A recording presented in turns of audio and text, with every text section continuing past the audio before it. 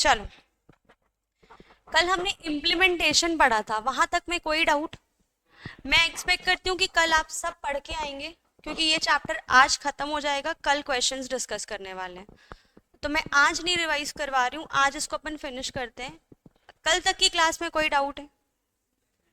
ठीक, आगे बढ़ते रहो। कल लेकिन स्टार्टिंग के आधे घंटे ये पूरे चैप्टर का रिवीजन होगा and then we will discuss the questions, क्योंकि कम से कम 5 मार्क्स का वेटेज है। अगर एक प्रैक्टिकल क्वेश्चन भी इससे बनता है और इतना छोटा सा सिंपल सा चैप्टर है, पूरे 5 मार्क्स अंदर आएंगे, तो फिर क्यों नहीं चाहिए? ठीक।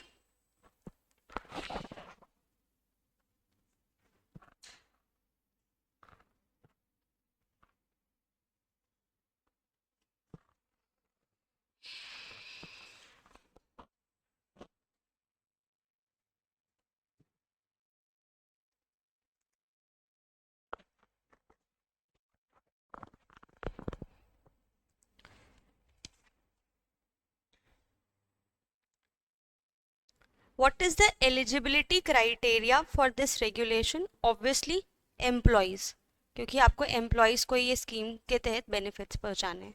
ठीक। Now what is compensation committee?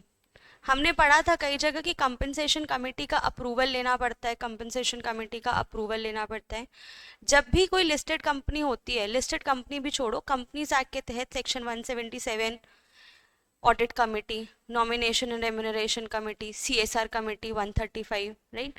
अगर कोई कंपनी एक पर्टिकुलर क्राइटेरिया फुलफिल कर देती है, paid up, turnover, net profit, borrowings, अगर वहां पे वो कंपनी क्रॉस हो जाती है उस लिमिट के ऊपर, then the company is required to constitute the committee. Depends upon कि उस पर्टिकुलर कमिटी कॉन्स्टिट्यूशन का रिक्वायरमेंट क्या है, राइट। वैसे ही अगर आप ईसॉप स्कीम लेके आते हो या एम्प्लॉय स्टॉक बेनिफिट के लिए कोई भी स्कीम लेके आते हो, तो उस कंपनी को सबसे पहले बनानी पड़ेगी कंपनसेशन कमेटी। ठीक। कंपनसेशन कमेटी कैसी होगी? जैसा नॉमिनेशन एंड रेम्यूनरेशन कमेटी का कॉन्स्टिट्यूशन है, वैसे ही कंपनसेशन कमेटी का कॉम्पोजिशन होगा। क्या है नॉमिनेशन एंड रेम्यूनरेशन कमेटी का कॉम्पोजिशन? एलओडीआर में लिखा है मैडम, एलओडीआर के रेगुलेशन 19 में लिखा हुआ है। क्या लिखा हुआ है? एटलीस्ट 3 डायरेक्टर्स होने चाहिए, उसमें से सारे डायरेक्टर्स नॉन एग्जीक्यूटिव होने चाहिए, और 2/3 ऑफ द मैक्सिमम डायरेक्टर्स जो होने चाहिए वो इंडिपेंडेंट डायरेक्टर्स होने चाहिए। ये एलओडीआर में लिखा है, और ये कॉम्पोजिशन है एनआरसी का, नॉमिनेशन एंड रेम्यूनरेशन कमेटी का। बट यहाँ पे बोलता है कि यहाँ जो एनआरसी का कॉम्पोजिशन है वही कॉम्पनसेशन कमेटी का भी कॉम्पोजिशन होगा। तो अगर कोई कंपनी ईसॉप स्कीम लेके आती है तो सबसे पहला काम उस कंपनी का क्या होगा? कि कमेटी कॉन्स्टिट्यूट करें, स्कीम बनाए और कमेटी कॉन्स्टिट्यूट करें। ठीक। तो a company shall constitute a compensation committee for administration and superintendence of the scheme. Very important, ये तो करेंगे ही। लिख के गायब हो जा रहा है भाई। अगर ट्रस्ट के साथ काम कर रहे हैं, then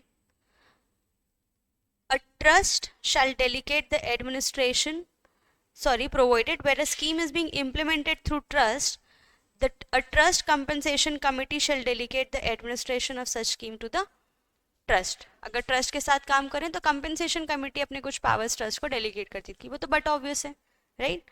the compensation committee shall be a committee of such members of board of directors as provided under regulation 19 of LODR। इस regulation 19 of LODR में लिखा हुआ है NRC का कंपोजिशन। ठीक। कंपोजिशन लिखाने की जरूरत है आपको? ठीक है, जब वहां पढ़ेंगे तब लिख लीजिएगा, क्योंकि वहां पढ़ेंगे अपन।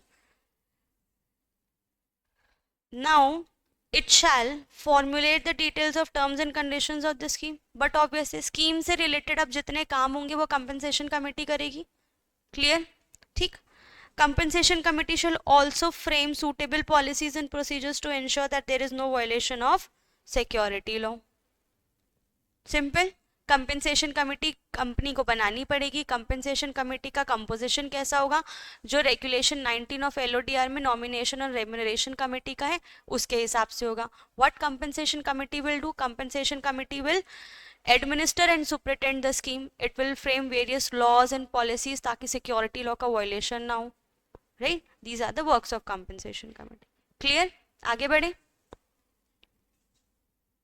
वेरी इंपॉर्टेंट, ये हमने पढ़ा कि शेयर होल्डर अप्रूवल लेना पड़ता है। ठीक, शेयर होल्डर अप्रूवल भी लेंगे तो कौन सा रिजोल्यूशन पास करना पड़ेगा? You know that shareholder approvals भी दो तरीके से होते हैं। Do you know the meaning of O R and S R? पिछली क्लास में समझाया है, पढ़ना उसको कि ओ आर क्या होता है, एस आर क्या होता है, कौन से बिजनेसेस में ओ आर लगता है, कौन से बिजनेसेस में एस आर लगता है, राइट? तो हमारे इस पर्टिकुलर बिजनेस में जिसमें ईसॉप स्कीम अप्रूव हो रही है उसमें एसआर लग रहा है। It is a special business and companies act के तहत एसआर पास करना पड़ता है और इस रेगुलेशन के तहत भी। ठीक, SR is the minimum 75% approval of the share holder of the company. ठीक, a scheme shall not be offered to the employees of the company unless the shareholder approve it by passing of special resolution। और अगर special resolution pass कर रहे हैं और EGM में कर रहे हैं, एक्स्ट्रा ऑर्डनरी जनरल मीटिंग में कर रहे हैं या कोई भी जनरल मीटिंग में कर रहे हैं, क्योंकि ये बिजनेस ऑर्डनरी बिजनेस है कि स्पेशल बिजनेस है, पहले मुझे ये बताओ।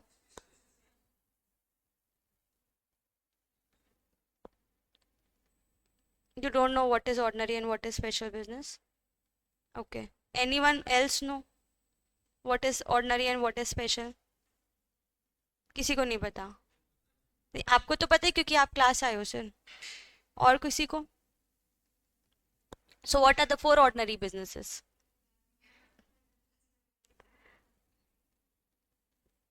किसी को नहीं पता है?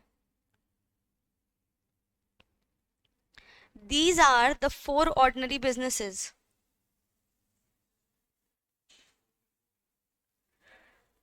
Adoption of financial statement and board report, declaration of dividend, retiring by rotation and of directors and eliciting them to be reappointed, appointment of statutory auditor. These are the four ordinary businesses जो Companies Act specify करता है। Clear?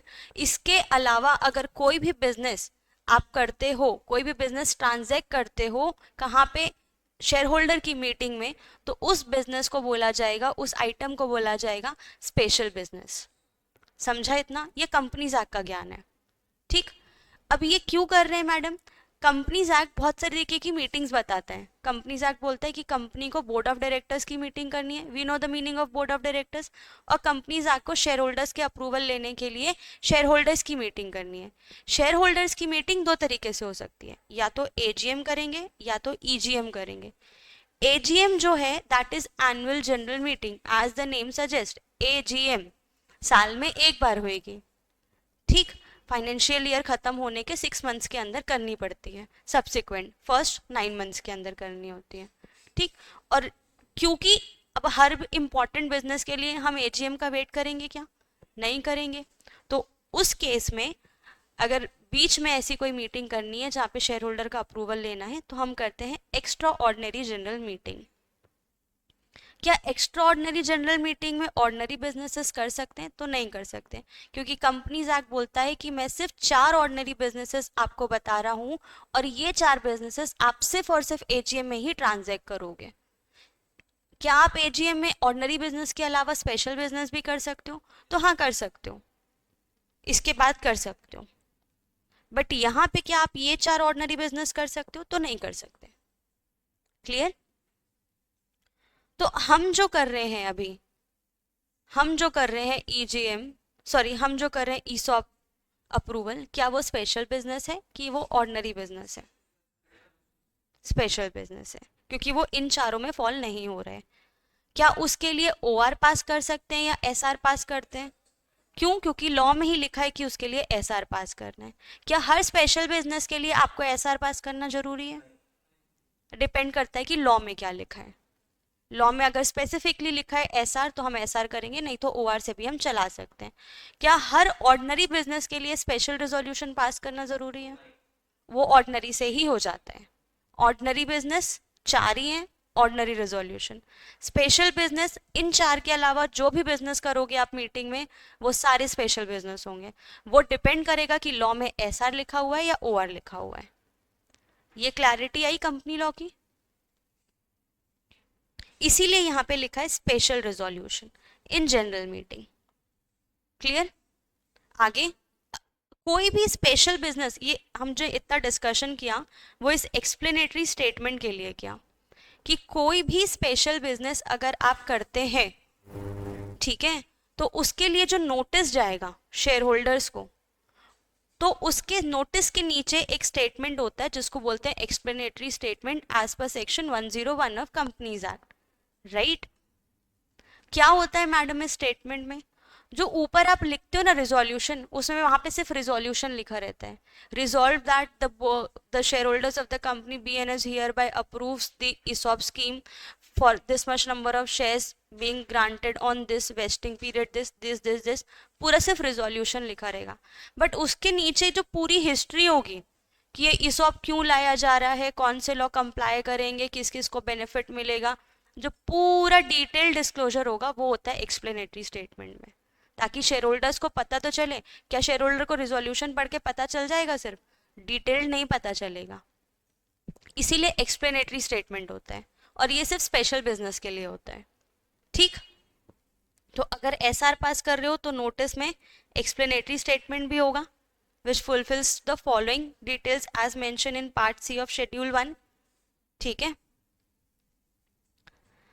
Approval of share holder by way of separate resolution in general meeting, in 4 categories of scheme के लिए separate resolutions हमको पास करने पड़ेंगे। कौन कौन से?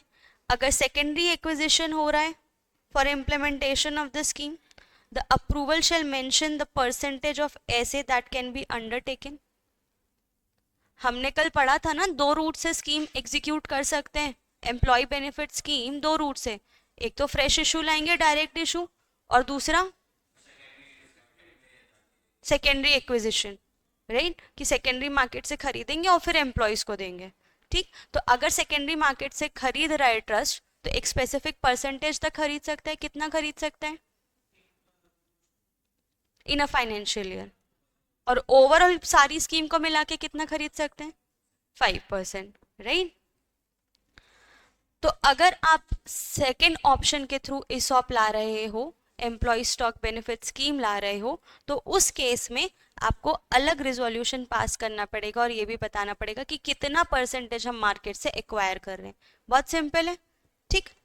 दूसरा, secondary acquisition by trust in case share capital expands due to capital expansion undertaken by the company, including preferential allotment of shares or qualified institutional placement to maintain the 5% cap as prescribed in the increased capital of the company. In case अगर company ने, कल हमने ये point वहां पे भी पढ़ा था ना, अगर कंपनी कोई भी इशू लाती है तो जो पोस्ट इशू कैपिटल होगा बशर्ते वो पिछले साल की क्लोजिंग का होना चाहिए, राइट। तो हम उसका 5% मेंटेन करने के लिए चेक करेंगे कि अगर वो 5% मेंटेन हो रहा है कि नहीं, उसके लिए एक अलग रिजोल्यूशन पास करेंगे। क्लियर?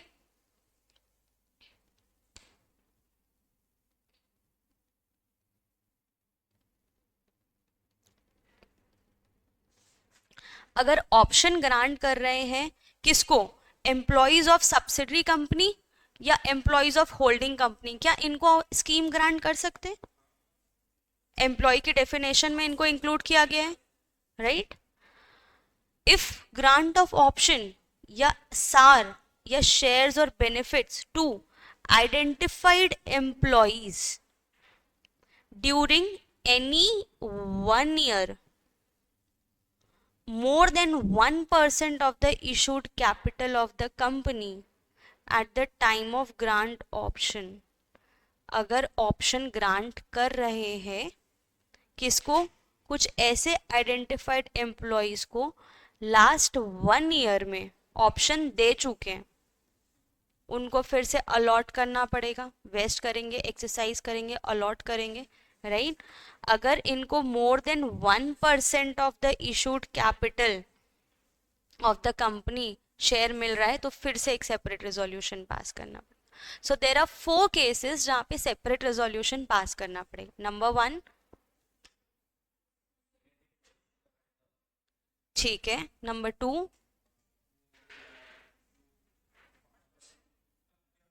इन केस अगर कंपनी ने प्रेफरेंशियल इशू या किसी भी इशू के तहत अपना पेड अप कैपिटल एक्सपैंड कर दिया है, तो वो जो 5% वाला क्राइटेरिया हमको मीट करना है, वो उसके लिए हम और इशू ला रहे हैं तो सेपरेट रेजोल्यूशन पास करना पड़ेगा। और अगर हम ग्रांट कर रहे हैं ऑप्शन किसको, एम्प्लॉयज ऑफ सब्सिडरी और होल्डिंग कंपनी को, या फिर अगर आइडेंटिफाइड एम्प्लॉयज को पिछले साल 1 साल में हमने कोई ग्रांट दिया है तो 1% से ज़्यादा, तो इस केस में हमको सेपरेट रेजोल्यूशन पास करना पड़ेगा। तो हमने अभी ये पढ़ा कि भाई हमको एसआर पास करना पड़ेगा, एक्सप्लेनेटरी स्टेटमेंट में सारी डिटेल्स मेंशन करनी पड़ेंगी। क्लियर? और इन 4 केसेस में सेपरेट रेजोल्यूशंस लगेंगे। ओके, आगे बढ़े। अब हो सकता है कि जो हमने स्कीम अप्रूव की उसमें कुछ चेंजेस भी हो सकते हैं, बिल्कुल हो सकते हैं। तो उन चेंजेस के लिए क्या करना पड़ेगा? अब चेंजेस हो रहे हैं तो फिर से शेयर होल्डर्स का अप्रूवल लेना पड़ेगा। अगर शेयर होल्डर्स को आपने 4 कंडीशंस बताई हैं स्कीम की और उस 4 कंडीशंस में आप चेंज करोगे तो ऑब्वियसली आपको अप्रूवल फिर से लेना पड़ेगा। तो yes, a special resolution of the share holders of the company is required. Number 1, special resolution. Number 2, and the scheme is not yet exercised by the employee. Exercise नहीं होना चाहिए। क्लियर? अगर ये एक्सरसाइज हो गया तो क्या स्कीम वेरिएशन कर पाओगे? नहीं कर पाओगे। तो आप वेरिएट कर सकते हो बशर्ते 2 conditions. Number 1, company need to pass SR and the scheme should not be exercised by the employee। ठीक है, पॉइंट नंबर 2 मार्क कर लो, 2 conditions for variations। The company shall entitled to vary the term of the scheme to meet any regulatory requirement without seeking the approval of the shareholder। अगर सिर्फ regulatory requirement के लिए scheme हम amend कर रहे हैं तो कर सकते हैं, ओनली फॉर दिस पर्पस। मतलब इस रेगुलेशन को फुलफिल करने के लिए अगर स्कीम आप अप्रूव कर रहे हो तो, बट अगर कोई मेजर चेंजेस है तो उसके लिए आप नहीं करोगे। The provision of regulation 6 share holders approval shall apply to the variation of the scheme। ठीक है, the notice passing the special resolution for variation shall disclose full details of variation, the rationale thereof, and the details of the employees who are the beneficiary of such variations। 3 चीज़ें तो आपको बतानी पड़ेंगी, क्या change किया, उससे क्या हो रहा है, और कौन कौन से एम्प्लॉयज़ के लिए ये चेंजेस आ रहा है। ठीक, the company may reprice the option, the company may reprise the option which are not exercised, just highlight the lines which I am highlighting, if the scheme were rendered unattractive due to fall of price। ले ही नहीं रहे हैं option employees तो रीप्राइज कर सकती है, तो रीप्राइज कर सकते हैं। ठीक, provided that the company shall ensure that the repricing is not detrimental to the interest of the employees and the approval of the shareholders for by SR is done। कुछ भी कर सकते हैं सर, अगर नहीं ले रहे हैं, if it is not within the interest of the employees तो you can reprice it, but अगर आप रीप्राइज कर रहे हो in that case you have to again pass a SR, क्योंकि आप वेरिएशन कर रहे हो अपनी स्कीम में। So this is variation of scheme. Number 1, आपको SR पास करना पड़ेगा और वो, हाँ, स्कीम एम्प्लॉय एक्सरसाइज नहीं किया हो। दूसरा, आप रीप्राइज भी कर सकते हो बशर्ते आपको स्पेशल रिजोल्यूशन पास करना पड़ेगा। अगर आप रीप्राइज करते हो तो जो SR पास कर रहे हो उसमें आपको सारी डिटेल्स लिखनी पड़ेंगी, क्या वेरिएशन किया, उसका क्या रैशनल होगा और एम्प्लॉयज पे क्या इफेक्ट है। ठीक,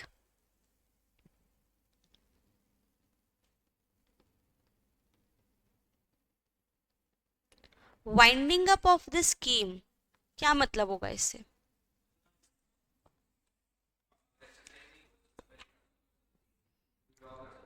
विड्रॉ कर सकती है, फिनिश कर सकती है, खत्म कर सकती है स्कीम। ठीक, in case of winding up of the scheme the excess money और share, why excess money and share is written?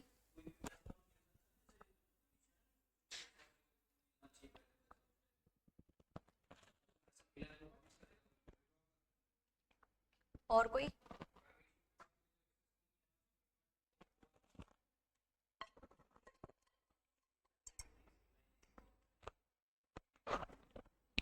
और कोई?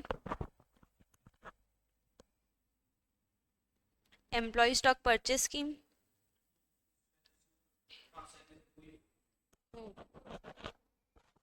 सेकेंडरी एक्विजिशन शेयर्स के केस में। ठीक, तो अगर कोई एक्सेस मनी या शेयर्स अभी भी कंपनी के पास या ट्रस्ट के पास है, it shall be utilized for repayment of loan. अगर कंपनी ने कोई लोन लिया है तो उसके रीपेमेंट के लिए ट्रस्ट का ये पैसा या शेयर यूज कर सकते हैं अगर स्कीम वाइंड अप हो गई, अगर स्कीम खत्म हो गई। अगर आप कंपनी को चाहना है तो कंपनी वाइंड अप कर सकती है, जब कंपनी बेनिफिट दे रही है तो रोक भी तो सकती है, राइट? अगर शेयर होल्डर, अगर सॉरी एम्प्लॉय एक्सरसाइज कर लिया, then it's the obligation of the company to provide the shares, right? But अगर एक्सरसाइज नहीं किया उससे पहले कंपनी उसको विड्रॉ तो कर सकती है, वाइंड अप तो कर सकती है, वेस्ट भी नहीं हुआ तो भी कर सकती है। ठीक, by way of distribution to the employees. Exercise नहीं होना चाहिए सर, अगर एक्सरसाइज कर लिया employee then it is the obligation of the company to allot the shares. Exercise करेंगे तो पैसे दे रहे हैं एम्प्लॉय, तो आपको अलॉट करना ही पड़ेगा। ठीक, आप या तो एम्प्लॉय को डिस्ट्रीब्यूट कर दो, या तो कंपनी का लोन रीपे कर दो, या subject to the approval of the shareholder it would be transfer to another scheme. हो सकता है कंपनी के पास एम्प्लॉय स्टॉक ऑप्शन भी चल रहा हो, एम्प्लॉय स्टॉक परचेज भी चल रहा हो, तो अगर एम्प्लॉय स्टॉक ऑप्शन उन्होंने वाइंड अप कर दिया है तो, और वहां पे अगर कोई शेयर्स पड़े हुए हैं तो उन लोग एम्प्लॉय स्टॉक परचेज में उस शेयर को शिफ्ट कर दें, ट्रांसफर कर दें, but it is subject to the approval of the share holder.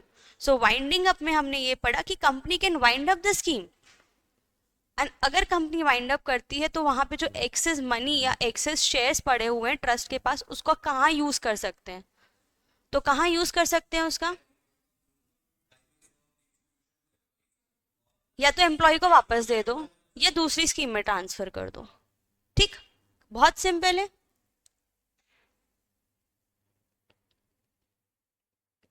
Non transferability, what do you understand by non transferability?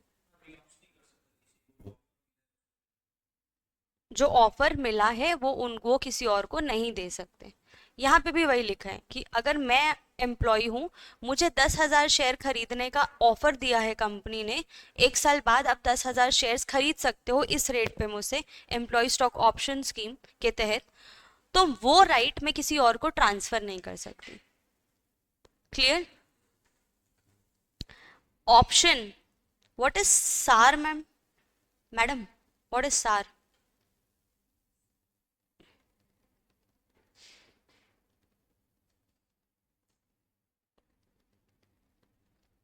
What is सार?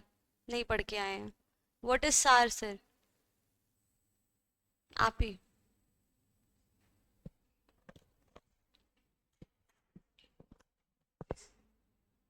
नहीं, बताओ आशीष। स्टॉक अप्रिसिएशन राइट, एक ऐसा राइट देना जहाँ पे जो अप्रिशिएटेड वैल्यू होती है वो एम्प्लॉयज को मिल जाती है, राइट? ऐसा एक, it is a kind of incentive और compensation given to an employee, right? So in case of option yes sir, it shall not be transferable to any person। अगर मुझे मिला है, मैं एम्प्लॉय हूं, तो मैं अपना राइट किसी को ट्रांसफर नहीं कर पाऊंगी। क्लियर? द ऑप्शन और शार और other benefits granted to the employee shall not be placed और हाइपोथिकेटेड और मॉर्गेज्ड। आपके पास शेयर्स आए नहीं है, आपके पास सिर्फ राइट मिला है, आने वाले हैं, अगर आपकी इच्छा होगी तो, अगर आप उस ऑप्शन को एक्सरसाइज करोगे तो, राइट? उससे पहले तक आपके पास आए नहीं है, तो आप किस चीज को हाइपोथिकेट करोगे, किस चीज को प्लेस करोगे जब है ही नहीं? ठीक है। दूसरा, in case of event of death of the employee, obviously वो जो ऑप्शन है it shall be vested to the legal hire and nominee. बहुत सिंपल. In case the employee suffers the permanent incapability while in employment, very important, while in employment, then it shall be vested with him or her on that date. वो उन्हीं के पास ही रहेगा. ठीक. अगर वो permanent incapability हो गई तो इट मीन्स वो जॉब तो नहीं कर रहे हैं, फिर कंटिन्यू तो नहीं है एम्प्लॉयमेंट में, बट अगर उनको उस टाइम पे ये ऑप्शन मिला है, ग्रांट हुआ है, तो वो उन्हीं के पास रहेगा. ठीक. In case of resignation or termination of an employee, all the options which are granted and not yet vested as on that day shall expire. Do you understand this term granted and vested? What is this?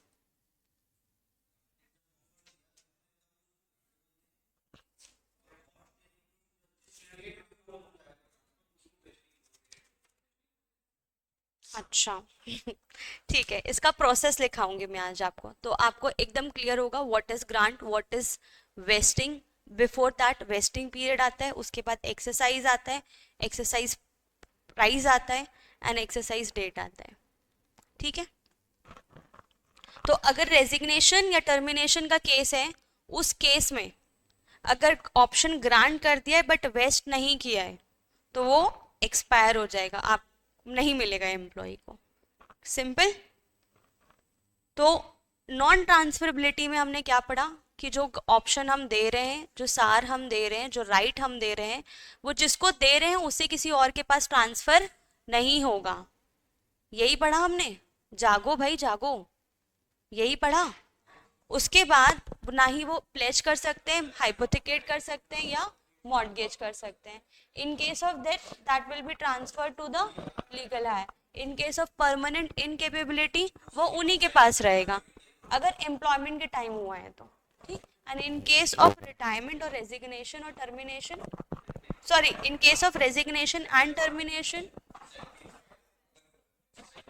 ठीक है, और अगर retirement या super एनुएशन का time है तो उस case में it will be granted to an employee and it would continue to vest even after the retirement, क्योंकि ये तो रिटायरमेंट बेनिफिट का पार्ट बन जाएगा. हमने पढ़ा भी है retirement benefit subject to shares, पढ़ा है ना एक स्कीम कल, कि भूल गए? भूल गए हैं. ठीक है. डेफिनेशंस में लास्ट पॉइंट यही पढ़ा है, देखो उसकी सेकेंड लाइन में लिखा है subject to the shares of the company.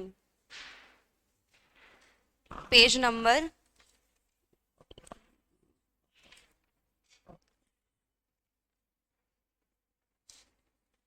1st page, retirement benefit scheme dealing in the shares of the company. Clear and non-transferability.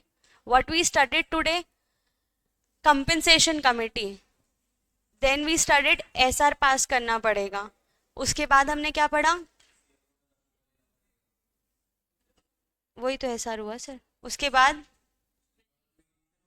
Variations, उसमें भी हमको शेयर होल्डर का अप्रूवल लेना पड़ेगा. And then we studied winding up. Simple है ये चीज.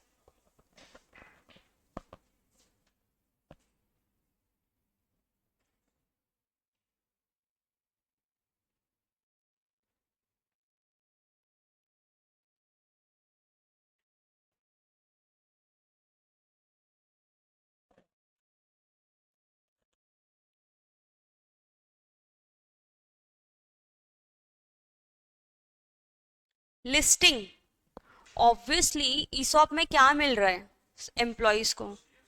Listed company के शेयर्स मिल रहे हैं, राइट. ये जो हम रेगुलेशन पढ़ रहे हैं ये लिस्टेड कंपनी के लिए पढ़ रहे हैं, तो लिस्टेड कंपनी के शेयर्स मिल रहे हैं. ऐसा हो सकता है कि हम जो एम्प्लॉयज हैं उनको जो शेयर्स मिले वो लिस्ट ना हो और ऑलरेडी एग्जिस्टिंग कंपनी के शेयर्स लिस्टेड है. कैसा हो सकता है?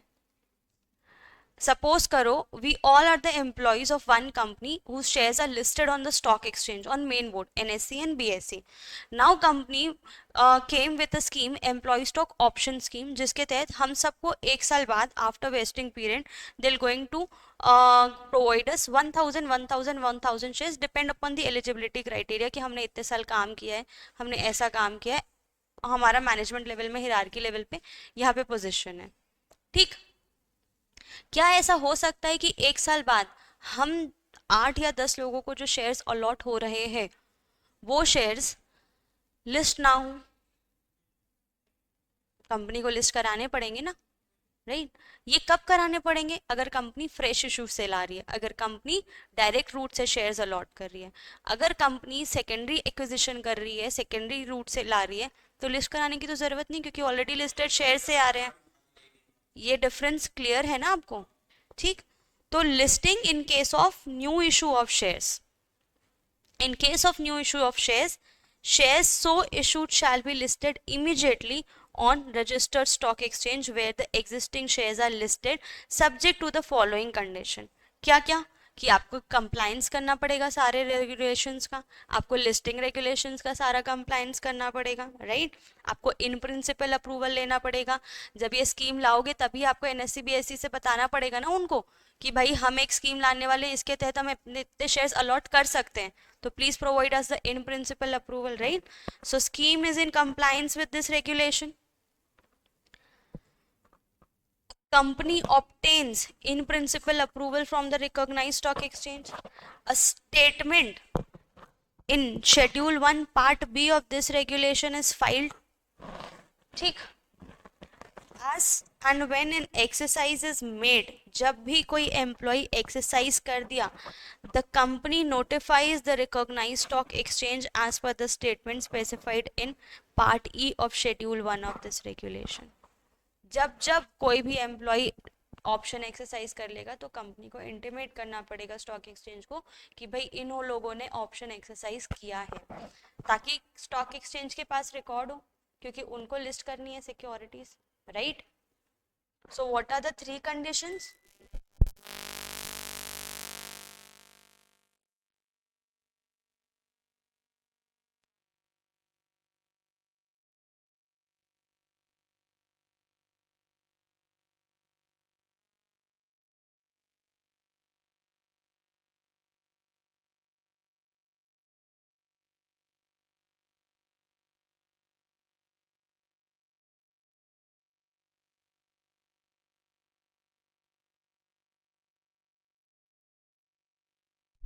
रिकॉग्नाइज स्टॉक एक्सचेंज को, और दूसरा पार्ट ई शेड्यूल 1 जहाँ पे अगर कोई एम्प्लॉय एक्सरसाइज करता है ऑप्शन तो ये हम पहले ही पढ़ चुके हैं, ये हम पहले ही पढ़ चुके हैं.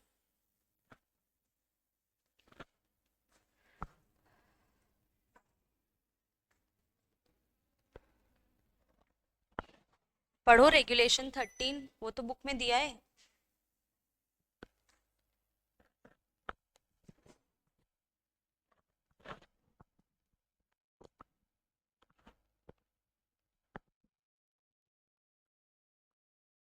ये हम पहले ही पढ़ चुके हैं. कहाँ पढ़े सर ये? नहीं नहीं, पीछे पलटो.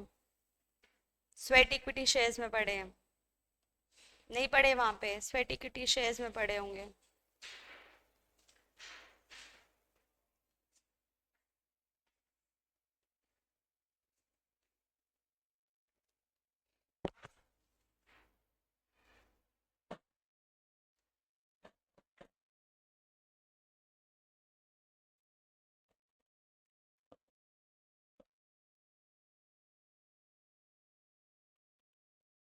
कि अगर company which has passed a resolution for the scheme, ठीक है, the board of director at each annual general meeting shall place before a shareholder a certificate from a secretarial auditor stating कि scheme जो है has been implemented in accordance with the provisions of this regulation.